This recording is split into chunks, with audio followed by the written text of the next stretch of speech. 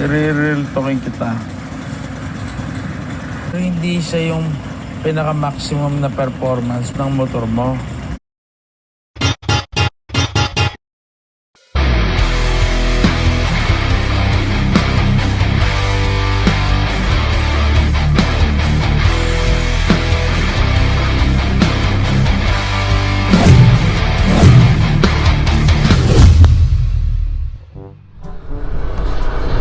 Sheesh! Alright, so dito muna tayo dadaan and mag-vlog ako ng konti. May i-share lang ako. Bale, konting update para dun sa ating build.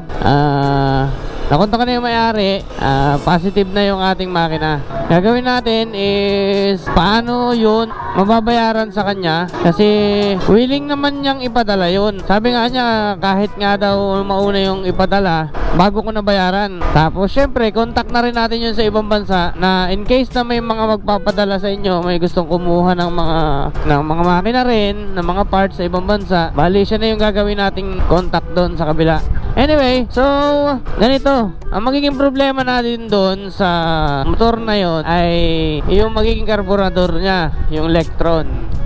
Bali ganito, yung kasing Electron na yan, ikinonsult natin yan kay Chico, and ito yung sinabi ni Chico. Pre, ganito ang logic sa Electron, pre.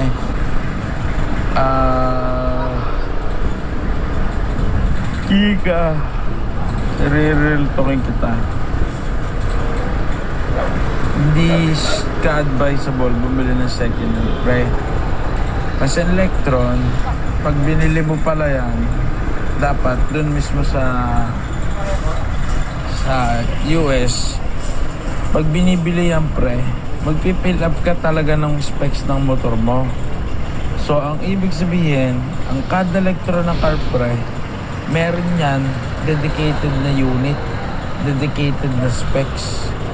Kapag ililipat mo sa yan, pre, pwede makuha mo yung minor, pero hindi siya yung pinaka-maximum na performance para doon sa motor mo.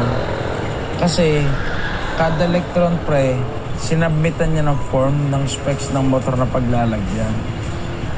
Alright. Okay, so malinaw naman, di ba? Sabi ni Chico dyan na kung o-order ka ng Electron is kailangan talaga yung specifications ng motor mo ay ipapadala mo rin dun sa supplier. So ibig sabihin, kapag second hand ang binili mo, it's either hindi mo rin maitono yung Electron. Kasi ang Electron, pagkabago, bago ipadala sa'yo, is pre-tuned from the factory. So that's why hindi na kailangang itono pa, kasi nakatono na yun mismo according sa kung anong laman ng motor mo.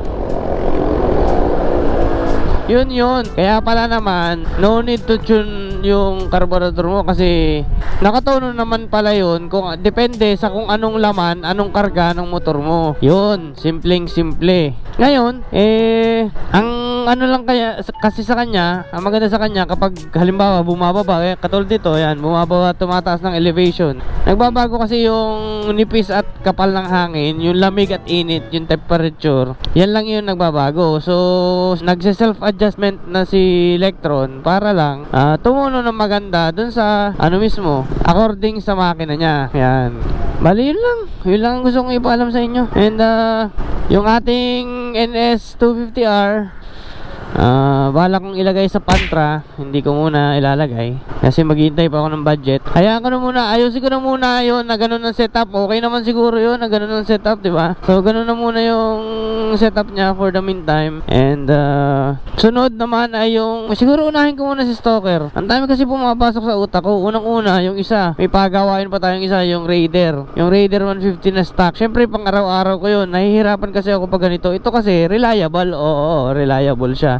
Ang problema naman sa kanya is wala naman power. Ang hirap, kaya bagot na ako Ang bagot ng takbuhan niya, walang power. Kumpara sa Raider, kahit stock yan, may power yan.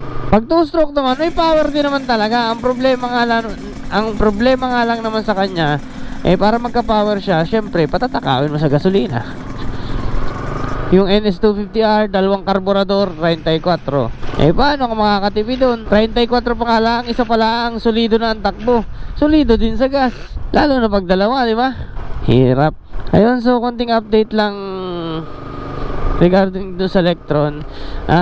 Uulitin ko siya ng vlog para bukas, para mas malinawan kayo, kasi kanina ko lang siya nakausap and medyo naguguluhan pa rin ako ba.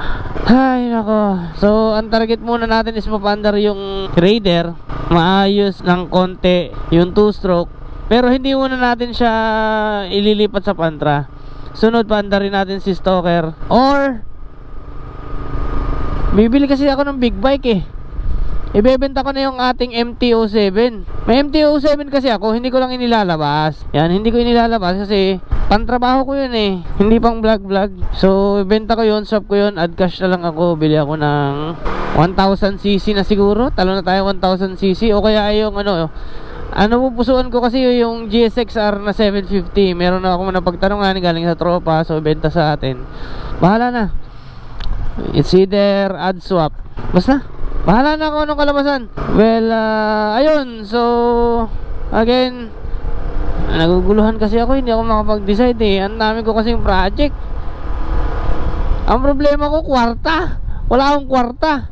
Ang dami kong plano, wala namang kwarta. Ang hirap kayang gumalaw ng papagayon. Puro na lang ang plano, walang ka kwarta-kwarta. Sheesh. Dito tayo dumaan kasi dito sa kabila traffic eh. Ayun, so I think hanggang dito na lang muna ulit. And paki-like, comment, share, and subscribe na lang nitong video na to.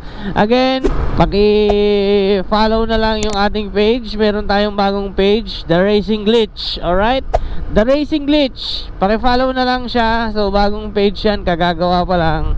Pinupulog ko ng mga reels ngayon, kasi sa mga susunod na banda hindi ko na siya ma-uploadan ng reels.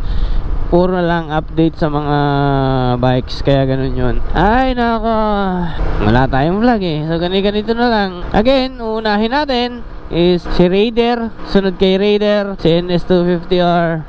Bili tayo ng big bike. Habang ginagawa natin si Stalker, maglalaan tayo ng budget sa kanya. Alright, so yun na lang siguro. And I think hanggang dito na lang muna ulit yung vlog natin. Paki-like, comment, share, and subscribe na lang yung video na to. Again and again, paki-follow na lang ng ating, ang tawag dito, paki-follow na lang yung ating bagong page, The Racing Glitch.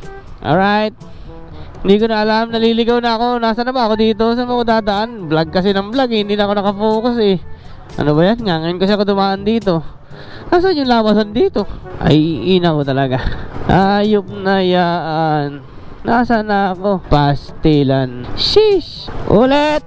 The Racing Glitch! Paki-follow na lang. And I think hanggang dito na lang muna ulit. So, naliligaw na ako. Ayoko na mag-vlog. Mamaya na ulit. Bye-bye na. Bye-bye.